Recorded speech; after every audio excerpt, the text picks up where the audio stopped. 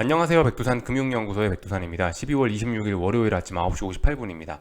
금요일 날 미국 증시는 상승 마감을 했습니다. 근데 일단 상승폭이 작고 그리고 지금 하락 추세 중에 와 있기 때문에 일단 상승으로서의 의미를 크게 보기는 어렵다 이렇게 볼 수가 있겠습니다.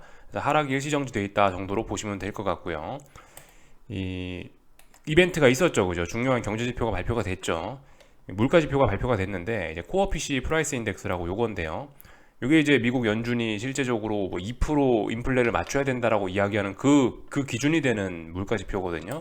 그게 이제 금요일 날 발표가 됐는데 굉장히 중요한 거겠죠, 그죠? 연준이 통화정책 결정하는 기준이니까 굉장히 중요한 건데 이 예상치에 적당히 다 부합을 하면서 보시다시피 특별한 시장의 반응은 없었습니다. 뭐 이렇다 할 반응이 나오진 않았다. 이렇게 보시면 될 것 같습니다. 다시 한번 예상치에 부합하고 있고 인플레가 이렇게 서서히 이렇게 떨어지는 것이 아무튼 보이죠. 더 이상 이제 인플레가 더 이상 하늘을 치고 올라가지는 않죠, 이제. 그러니까 이런 것들을 보면서 이제 최근의 물가 지표들을 보면서 우리가 할 수 있는 생각은 인플레가 피크를 치긴 쳤구나라는 게 조금씩 확인이 되고 있는 거긴 합니다. 지난번에 11월 10일 날인가 11일 날에 나왔던 CPI 7.7% 그거부터 해서 일단 슬슬 인플레가 꺾이는구나라는 이제 생각을 하기 시작했고 이제 이 세 번째 물가 지표를 본 겁니다.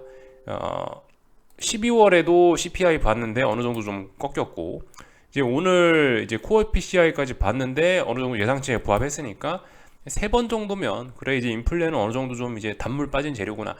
그래도 이제 인플레가 조금씩 잡혀가는구나 라는 거를 좀 확인을 할 수 있습니다. 이제 뭐 인플레가 어쩌고 저쩌고 이제 이런 거는 좀 너무 좀 과한 우려일 수 있고 인플레는 어느 정도 좀 잡혔구나, 잡히고 있는 과정이구나 보시면 될 것 같습니다. 물론 이제 지금 제가 이렇게 드리는 이야기가 인플레가 어느 정도 좀 인플레라는 악재가 단물이 좀 빠졌다는 걸 이야기하는 거지 이제 완전히 아직 인플레가 사그라들고 그런 건 아니죠, 그죠? 여기 잘 봐야 될 게 이제 이 추세대로 그대로 가면 이제 인플레가 그래도 그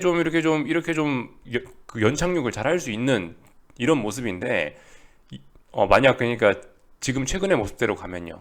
근데 이게 세상 일은 어떻게 될지 모르다 보니까 확인을 해봐야 된다는 거죠. 인플레가 이렇게 올라가다가 여기서 점점점점점점점점 해서 계속 옆으로 갈지 아니면 점점점점점점 하다 다시 올라갈지 점점점점점점 하다가 이게 대폭락을 할지 어떻게 될지는 아직까지 알 수가 없는 거다. 그래서 인플레가 여전히 높은 수준이긴 합니다. 그죠? 이제 피크를 쳤다. 이제 인플레가 더 이상 높아지지는 않을 거야. 뭐 이 정도 생각은 할 수 있는데 거기까지가 합리적인 생각이고 그 이상 이제 인플레는 끝났다. 이제 인플레는 이제 없어진 재료다. 이건 아니다라는 거죠. 여전히 인플레에 대한 불확실성이 여러 가지 이렇게 남아 있는 거죠. 그죠? 그렇기 때문에 뭐다? 연준도 이런 점들을 의식하고 있기 때문에 뭐라고 합니까? higher for longer 아니에요. 금리를 높은 수준으로 유지했다가 팍 꺾는 게 아니고 높은 수준으로 유지한 상태에서 롱거 길게 간다. 요게 이제 그래서 연준의 정책 방향입니다. 그죠? 이런 불확실성이 있기 때문에 이걸 제거하기 위해서 higher for longer. 네. higher 하고 나서 짧게 가는 게 아니고 higher for longer가 그래서 통화 정책의 방향이다. 이렇게 생각하시면 되겠습니다. 그래서 이 물가지표가 예상치에 부합을 하면서 어느 정도 좀 시장이 안심을 했다. 이렇게 보시면 되겠습니다. 그래서 뭐 말씀드렸다시피 이제 지금은 뭔가 뭐 시장이 하락을 하든 상승을 하든 뭔가 좀 새로운 재료가 필요한 때가 아니겠느냐. 이제 이 인플레라는 재료는 단물이 좀 빠지긴 했으니까 지난 1년간 써먹어서 단물이 좀 빠지긴 했으니까 이제 앞으로 미국 주식 시장이 신경을 쓸 것은 아무래도 이제 우리가 신경 써야 될 거는 경제 지표와 어떤 기업 실적 이런 것이 아니겠느냐 싶습니다. 이제는 이제 주식시장 외적인 부분에 관심을 쏟는 것보다 인플레라는 그런 것보다도 사실 주식시장을 움직이는 가장 어떤 직접적인 지표는 사실 뭐 기업 실적, 경제 지표 이런 거 아니겠습니까, 그죠? 그런 것들 경제 지표 그것도 뭐 주로 뭐 어떤 실제적인 인플레 관련 지표 말고 다른 거 뭐 산업 생산이니 뭐 하여튼 뭐 이런 거 있잖아요. 부동산 관련된 지표니 뭐 고용 지표니 이런 것들 이제 그죠? 진짜 그런 경제와 관련된 그런 지표들을 가지고 이제 움직일 가능성이 크지 않겠느냐 싶습니다.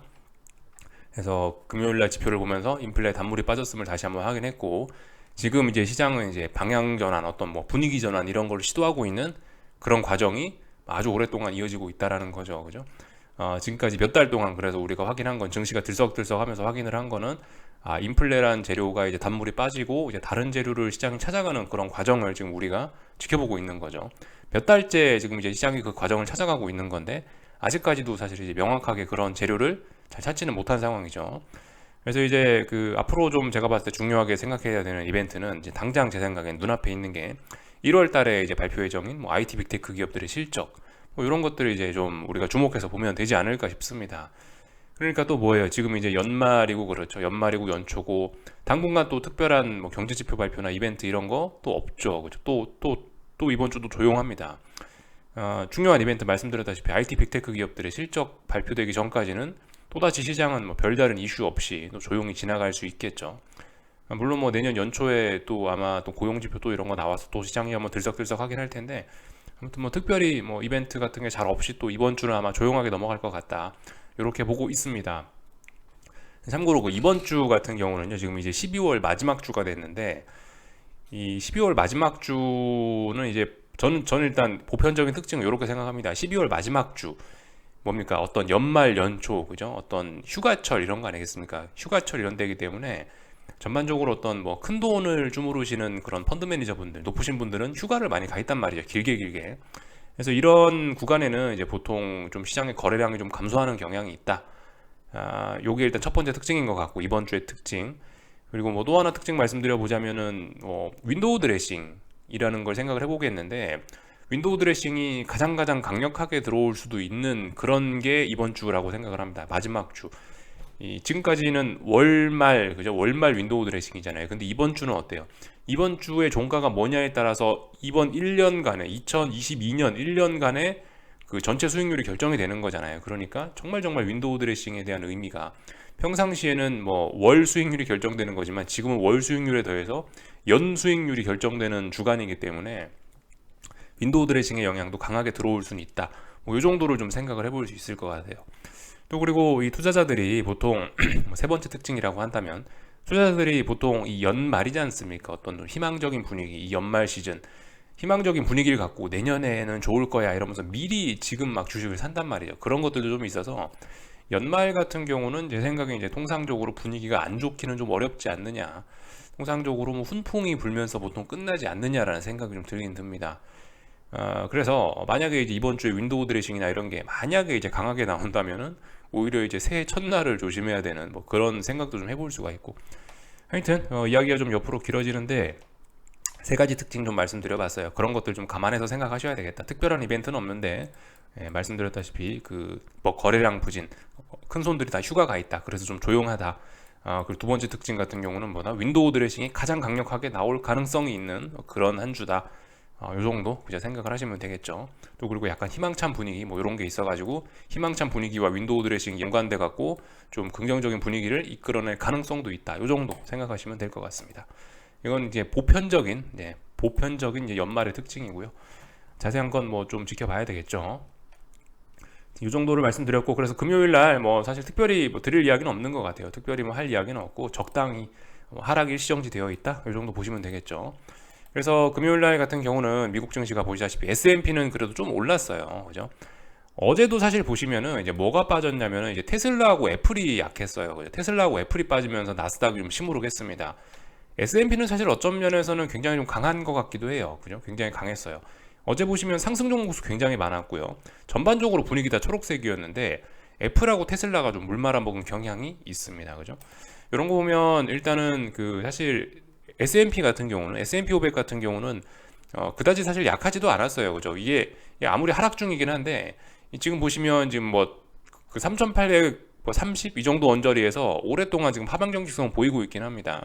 그래서 일단 뭐 이 정도면 하락이 일단 멈춰 있다라고 보는 게 맞긴 맞을 것 같아요. 얘는 이제 위로 갈지 아래로 갈지 모른다. S&P 같은 경우는 뭐 하락이 자연스러운 자리에서 아래 꼬리 달고 일단 올라오지 않았느냐. 인플레 지표가 물가 지표가 적당히 예상치 부합하면서 시장에 안정적인 분위기를 만들어냈다. 그래서 상승을 했는데 S&P 같은 경우는 오랫동안 이제 이 자리에서 버티고 있으니까 대략적으로 뭐 한 3,830, 뭐 3,900 요 정도 박스권에서 방향성 모색하지 않겠느냐. 요 정도 이야기는 할 수 있을 것 같아요. S&P는 조금 강합니다. 그죠? 이 정도 보면은 될 것 같고요. 나스닥 같은 경우는 이건 그냥 이제 확실히 약하기 때문에 S&P가 강한 거지 나스닥은 약하기 때문에 이건 그냥 뭐 반등시 매도 전략 뭐 딱히 이야기할 게 없습니다. 그냥 쉽게 생각하시면 되죠. S&P 같은 경우는 이제 아래쪽으로 계속 보시면 되는데 어젯밤 같은 경우는 1850 부근에 대한 지지력 테스트를 한 번 더 한 거죠. 그래서 지금 요 박스권, 좁은 박스권 내에서 지금 어쩔 줄 모르고, 어쩔 줄 몰라 하고 있다. 하락이 훨씬 유리한 상황이고, 그죠? 뭐 반등시 매도 전략. 뭐 어제는 그냥 가벼운 반등에 지나지 않는다. 요 정도로 보시면 되겠습니다. 이미 지금 전저점 테스트 하고 있는 거예요, 그죠? 전저점 테스트. 지금 1850짜리가 뭐 물론 조금 자세히 이야기를 하자면은 뭐 여긴 이런 저점 자리도 신경 써야 되고 뭐 지지선이 더 있습니다만은 큰 마디 가격 기준으로 보면 한 1850 정도가 중요하다. 이 자리를 지금에서 지금 벌써 이 자리를 테스트하고 있다. 분위기가 심상치 않다. 이렇게 볼 수가 있겠죠. 테스트 안 하는 게 가장 좋은데 테스트 하고 있죠, 그죠? 테스트 안 하고 적당히 이 11,250이나 이런 데서 이렇게 올라줘야 추세 전환이고 뭐고 이야기할 수 있는데 여기까지 내려와서 테스트 하고 있다는 것 자체가 별로 안 좋은 거다. 이렇게 이야기를 해드리고 있고 하여튼 아래쪽으로 가고 있고 뭐 조금 올랐으니까 뭐 하락 일시정지 됐다 이렇게 볼 수가 있겠습니다. 그래서 뭐 특별히 다른 이상한 건 없고요, 그죠? 이 정도를 살펴보면 될 것 같고 이 지금 아무튼 시장이 이렇게 좀 그 애매한 움직임을 보이는 거 뭐 이런 거는 애플이 강해서 뭐 그런 것도 있습니다, 그죠? 애플 그러니까 애플이 뭐 강하다기보다는 애플이 계속 말씀드리다시피 130이라는 라인이 가장 중요한데 전저점 라인으로서 130이 가장 중요한데 130 부근을 지금까지 이제 테스트하고 있는 과정이기 때문에 지난주부터 해서 테스트하고 있기 때문에 지금 보시다시피 이렇게 그 시장이 애플이 버티고 있으니까 애플이 급등도 급락도 못하는 그런 자리니까 시장이 옆으로 벨벨 기고 있다 이렇게 볼 수도 있을 겁니다. 이 자리 잘 봐야 되죠, 그죠? 애플의 레벨업이냐 레벨다운이냐를 이제 결정짓는 중요한 자리이기 때문에 이번 주도 이거 잘 보셔야 되겠습니다. 이 정도 봤고요. 잠시 고개를 돌려서 유럽 증시도 한번 잠깐 보자면 독일 증시 같은 경우는 보시다시피 그냥 뭐 횡보했다, 아무 일도 없었다 이렇게 보시면 될 것 같고 아무 일도 없으면 하락 추세 중에 아무 일도 없으면 아래쪽으로 계속 보면 되죠, 그죠? 이렇게 보시면 될 것 같고요. 변동성 지수들 같은 경우도 보시다시피 이렇게 이 어젯밤에 S&P가 살짝 상승하고 옆으로 벨벨벨 기면서 변동성이 확대된 건 아니죠, 그죠? 그래서 계속해서 이 저항을 못 넘어가고 있다. 아직까지 22.5, 22.6 요 정도 되는 자리를 못 넘어가고 있다.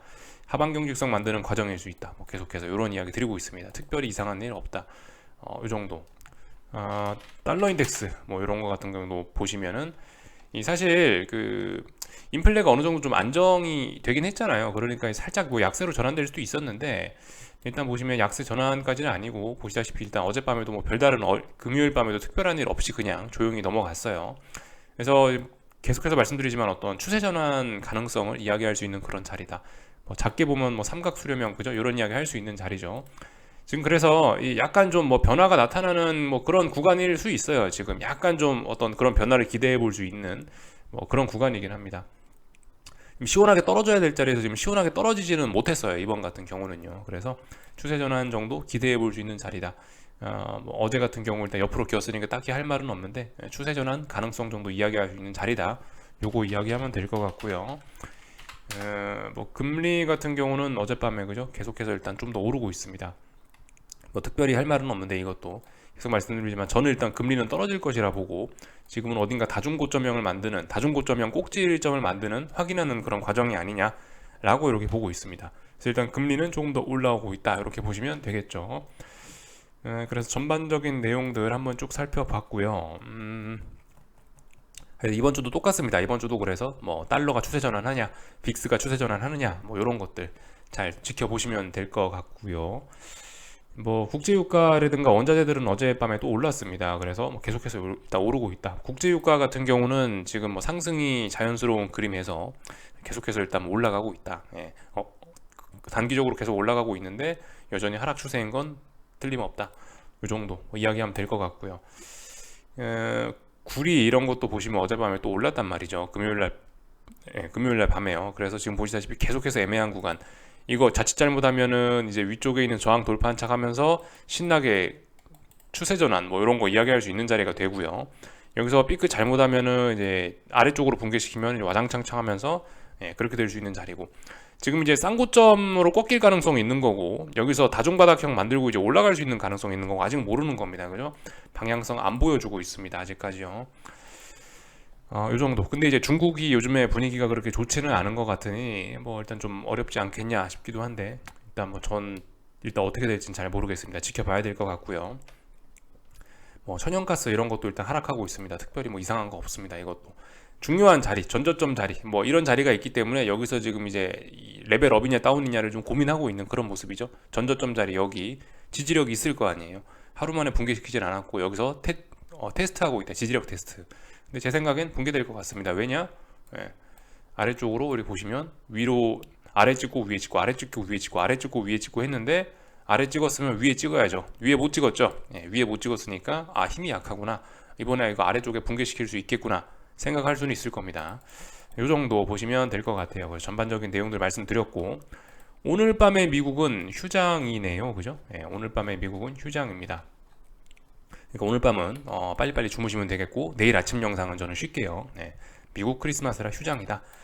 이거 보시면 되겠고요. 뭐 나머지 이번 주 특별한 이벤트 없고요. 이 연말이다 보니까 특별한 이벤트 없고 이 매주 목요일날 발표되는 이니셜 잠리스 클레임 요 고용지표 요거 정도만 좀 보시면 될 것 같네요. 특별한 이벤트가 없습니다. 뭐 기업 실적 발표들 혹시나 있나 모르니까 뭐 그런 것들만 좀 보시면 되겠고요. 나머지는 특별히 뭐 주목할 거 없을 것 같다. 지난주와 비슷하게 뭐 특별한 일 없을 것 같다. 이렇게 이야기해드리면 될 것 같습니다. 한국 증시 이제 볼 건데요. 일단은 뭐 반도체는 안 좋고 LG 에너지 솔루션은 LG 에너지 솔루션은 뭐 하락은 안 하는데 힘은 없네요. 그죠? 그럼 일단 코스피는 힘은 전반적으로 좀 없겠네요. 그죠? 이렇게 생각할 수 있겠습니다.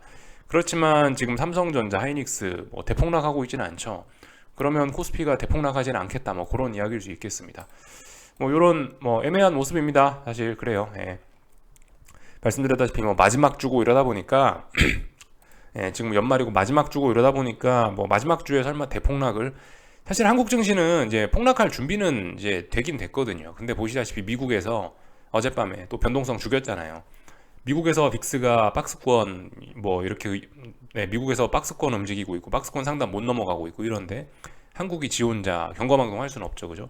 미국이 대폭락을 허락해 주지 않은 겁니다. 그죠?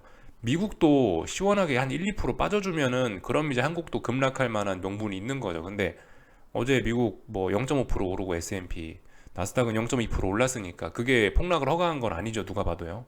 예. 일단은 뭐 한국 증시는 언제든지 폭락할 준비는 맞춰놨는데요. 가야 될 때 가야 됩니다. 준비해놨는데 안 가면은 이 준비한 게 이게 힘이 빠지면서 반대로 가게 됩니다. 근데 일단 뭐 준비는 다 해놨는데 지난주에 보이다시피 물가지표가 예상치에 부합하면서 특별한 일은 없으니까 시장이 대폭락하지는 않고 잘 버티고 있습니다. 연말이고 하니까 그죠? 말씀드렸다시피 윈도우 드레싱이고 뭐 그 내년에 대한 뭐 기대 심리 이런 것도 있고 그러니까 그렇다. 그래서 뭐 보시다시피 뭐 이렇게 조용한 모습입니다. 오늘 뭐 보셔야 될 건 뭐가 있겠어요? 그럼 300에 대한 그러니까 금요일 날 300을 붕괴시켰는데 진짜 붕괴시킨 게 맞는지 이런 거에 대한 그 신뢰도 한번 테스트 해보시면 되겠고요. 오늘요. 오늘 그거 하는 날이고요. 나머지 뭐 특별한 건 없는 것 같습니다. 그죠? 그 원달러 환율 같은 것도 뭐 보시다시피 이렇게 계속해서 뭐 추세 전환 시도, 뭐 아래쪽에 하방 경직성 확보 이 정도 하고 있으니까 특별히 이상한 거 없고요. 오늘 한국 증시는 그러니까 그냥 애매합니다. 예. 아마 오늘 뭐 거래량도 많이 없고 그럴 거예요. 그죠? 그 미국 증시 휴장인데 뭐 미국 한국에서 뭐 지 혼자 뭐 움직이겠어요. 그죠? 아무래도 조용하지 않을까 싶고 다만 이제 오늘 이제 이런 것들 잘 보셔야겠죠. 그죠? 풋옵션들이 중요한 저항을 넘어서서 이제 안착을 할 수 있는지 여부 뭐 이런 것들 안착해서 여기서 오늘 잘 버틸 수 있는지 이런 것들 잘 보시면 되겠습니다. 근데 아무튼 오늘도 이렇게 하락을 해버리고 이런다면은 계속해서 어떻게 봐야 되겠어요? 이게 하락 에너지 누적 이런 걸로 보시면 되겠죠. 하락을 보시는 분들 입장에서 뭐 대폭락을 바라는 거 뭐 그런 거는 이제 그런 거는 뭐 당연한 심리이긴 한데 근데 이제 시도 때도 없이 대폭락할 수는 없는 거고 이제 뭐 급락하거나 그런 거 같은 경우는 사실 이제 그 급락하면 막 대응해줘야 되고 좀 귀찮은 면이 생길 수 있습니다. 오늘처럼 만약에 이제 오늘 뭐 이런 식으로 하락한다. 이런 게 솔직히 하락 보시는 분들한테는 뭐 가장 마음 편하고 그냥 뭐 그런 게 아닌가 싶어요, 사실. 전 그래서 이런 거 좋아합니다. 뭐 이 정도로 이렇게 슬슬슬슬 흘러내리는 거 이런 거 전 개인적으로 좋아합니다.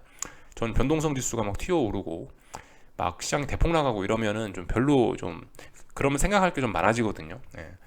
아무튼 이렇게 좀 평화롭게 그냥 조용히 슬슬슬 흘러내리는 이런 거는 전 개인적으로 뭐 하여튼 괜찮다라고 봅니다. 하락 보시는 분들 입장에서. 예.